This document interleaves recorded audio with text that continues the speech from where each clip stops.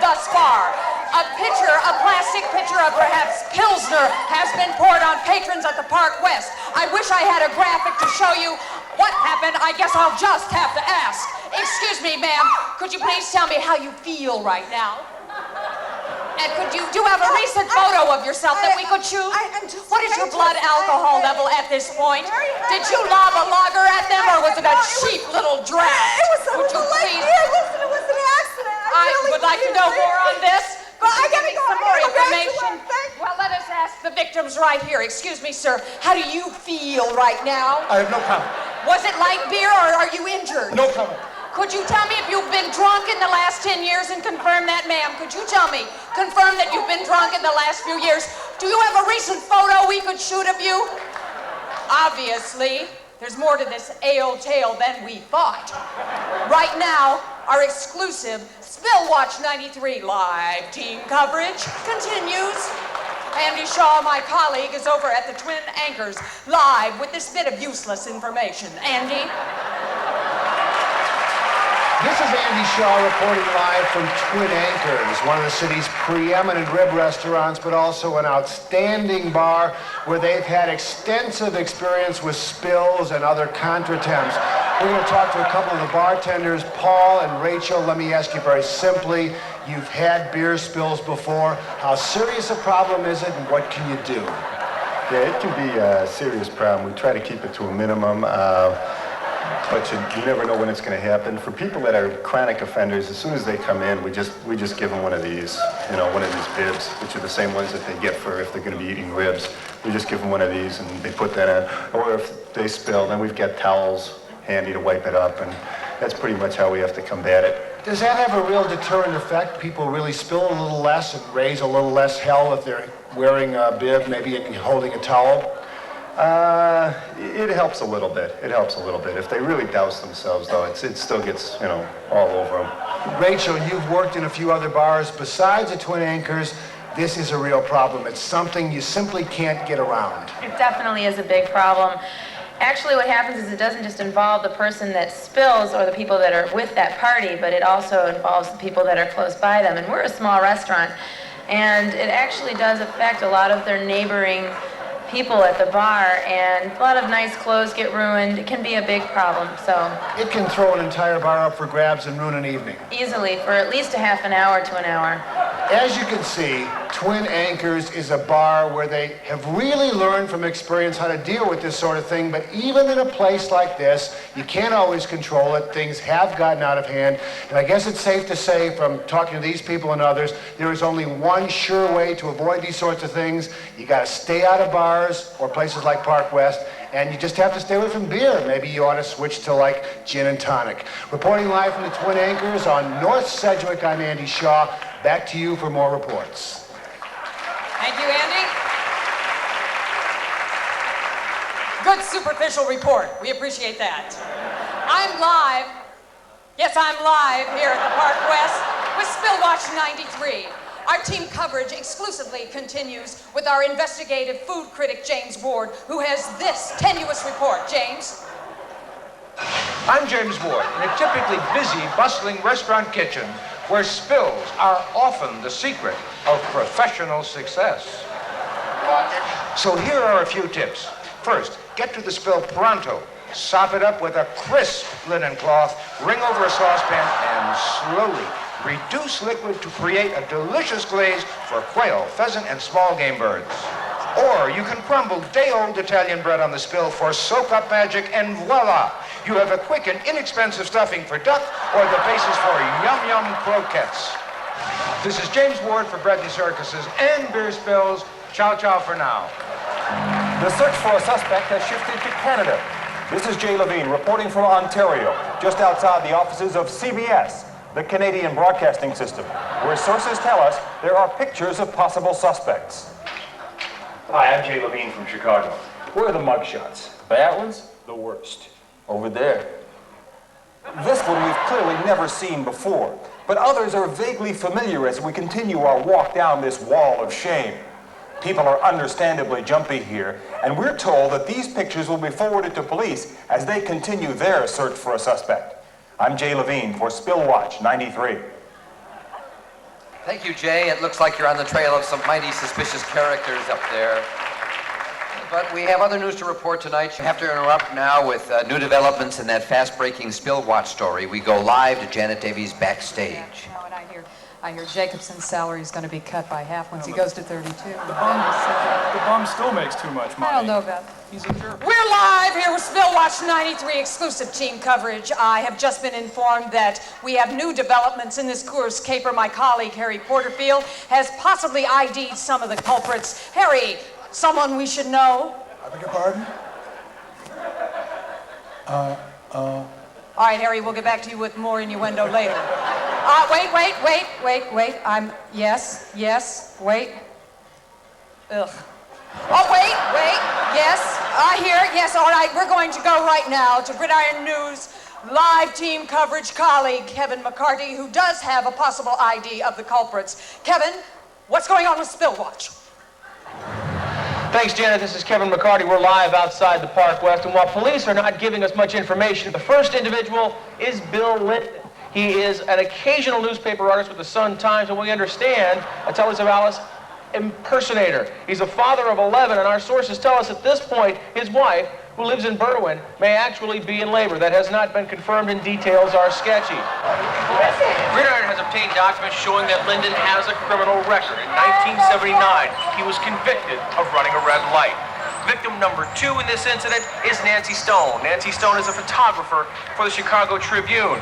She has been linked to Alderman Bernard Stone, but that link is sketchy, and officials refuse to comment. She is known to be the sister of actress Sharon Stone. The question being asked tonight, why was Linden with Stone?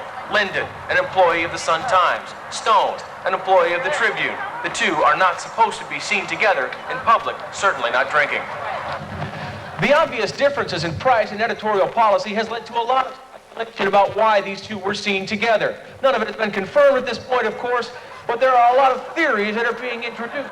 One theory that's winning favor among experts is that Linden and Stone never meant to be together, that they had come separately, that they were there to meet some unnamed source on some unnamed story, and that it was all just some kind of bizarre coincidence. This has added an element of mystery to the tragedy of this horrible spill. I'm Kevin McCarty, reporting live from out here by the water. Back to you.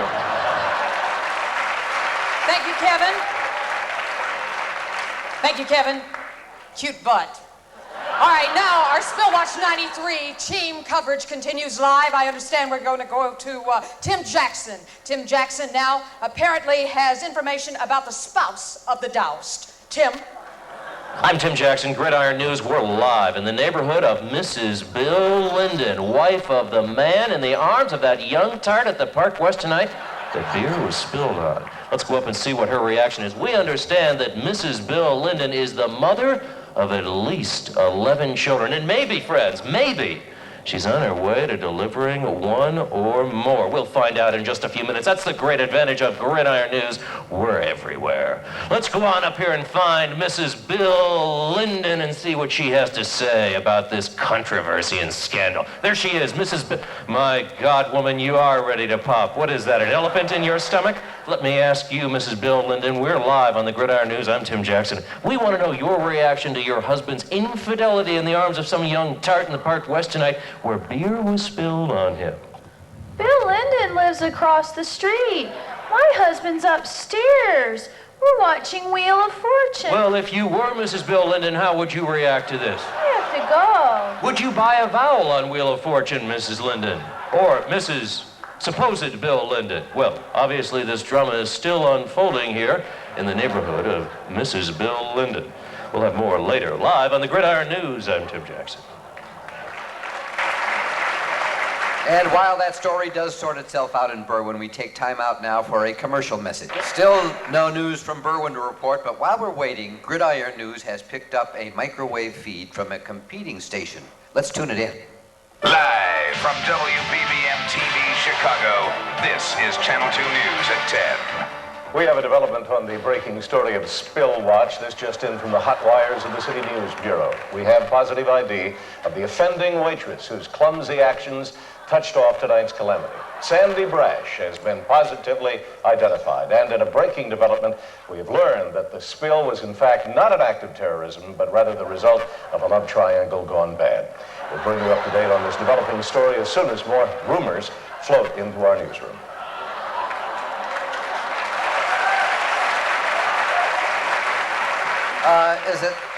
Is it just me, or did that guy seem awfully lonely up there? I think what he needs is a partner with a little perspective on things. Oh, you know what? We're going to have to interrupt here for a second.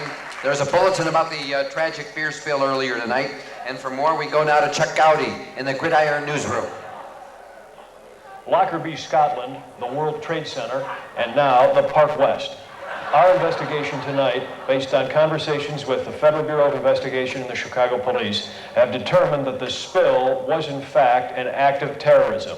According to our sources, the Park West does not sell pitchers. The pitcher was in fact imported. Our investigation has shown that forensic technicians have now traced the pitcher to a far right-wing group of bootleggers. And at this hour, the Chicago mob is claiming responsibility for the spill. Thank you, Chuck. And as the Spillwatch widens, we get a special look at the political implications from the commentator Joel Weisman. Joel? Well, the spill has been mostly mopped up and the damage toll is being calculated. City Hall sources are saying that the damage will not result in another hit for already beleaguered property taxpayers, but confidants of Governor Jim Edgar have warned that nearly everybody at the hall is a bold-faced liar and the damage could, in fact, tally in the millions. No word yet on whether officials from FEMA, that's the Federal Emergency Management Agency, will get in on the action. But as spill damage spills over to more and more political and governmental fiefdoms, we can expect the political wrangling to reach even the highest levels. I'm Joel Weisman. Spilled beer at the Park West. Will other nightclubs follow suit? Where will the spilling stop? Tom Roser, Nate Clay, and Tony Hartrick join in the debate this evening on Chicago Tonight.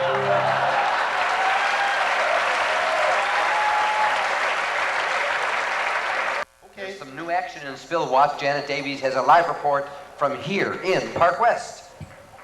Well, Walter, yes, we continue our Spillwatch 93 exclusive team coverage with these details. What we understand now is that the three involved in this spill disaster, this brutal brouhaha, this beer fear terror, apparently have given themselves up to Channel 7's... Yeah, Russ, you...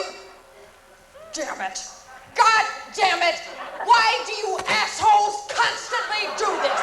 I am trying to be a professional, and you come up behind me and do this. Do you have arrested penis development?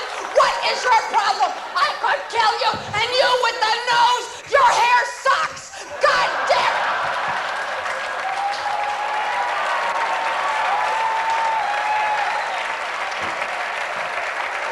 I'm Monroe Anderson. The Great Park West spill. Was this the innocent act of a clumsy waitress or a cold-blooded attempt to destroy a loving couple's evening? Does this signal deeper divisions flowing between the sexes, or are we merely crying over spilled beer? Well, it's not yet water under the bridge. Gloria Steinem and Supreme Court Justice Clarence Thomas will debate it on the next Common Ground, Sunday morning at 10:30, right here on Channel 2. Hello, I'm Gene Siskel of the Chicago Tribune. And I'm Roger Ebert of the Chicago Sun-Times. Well, we've been watching Spillwatch right along with you, and I must say I'm mildly surprised. I expected the usual mess of half-baked conceits that I usually see at a Gridiron Show, sophomoric, dirty-minded trash, basically, but for once, I'm somewhat amused. The script is weak, but the acting in Spillwatch has been tremendous, good enough to overcome it. There were some real strong performances here, Gene. Are we seeing the same show, Roger? You're right when you say the writing stinks, but Spillwatch was entirely miscast. The beginning of the skit features some of the worst physical comedy since Shelley Long ran the sperm bank in Frozen Assets. The acting in the scene you're talking about is meant to be bad, Gene. It sets the tone of the whole skit, which is a lighthearted romp satirizing Chicago television news. Actually, I think they do a pretty good job of satirizing themselves every night. This skit would have been much stronger had Jay Davidson been cast in the role of the clumsy waitress. As we saw in the Crying Game, Davidson can play a better woman than most women can. Gee. And the man who was playing the waitress has nowhere near the sensitivity that Davidson I has. can't believe it. You did it again. Did what? You gave away the most important part of the skit. So, what's the big deal? I can't believe how insensitive you are, Gene. The entire skit is built around this plot twist, and you have deprived the audience of any pleasure it would have received when the secret is revealed. I consider that to be incredibly arrogant, that you, as the critic, have to make your big statement and let the people in the audience just go to hell as far as you're concerned. Not a bad idea. Roger, I'm really surprised at you. This is a very minor part of the story. What is your fixation? You want to be so much loved by the audience that you're attacking me when you think I'm being a journalist? Minor. It's minor. If you want to talk about minor, let's talk about your reviews in the Tribune, Siskel's itty-bitty flicky pit. Well, that's a cute shot. It isn't even worthy of the Gridiron Show. How about you? Ever since you got married, you've been giving 4 stars to everything. You're the happiest guy on the planet Earth. You're giving positive reviews to positive crap. Gene, how can you make a statement like that when you gave thumbs up to Lambada, which ended not even with a dance contest, but with a trigonometry contest? I like trigonometry. The day you gave thumbs up to Lambada, I knew you had completely lost it. Roger, you stink. You're bald. You're fat. I've never liked you. I don't want you to like me. Screw yourself.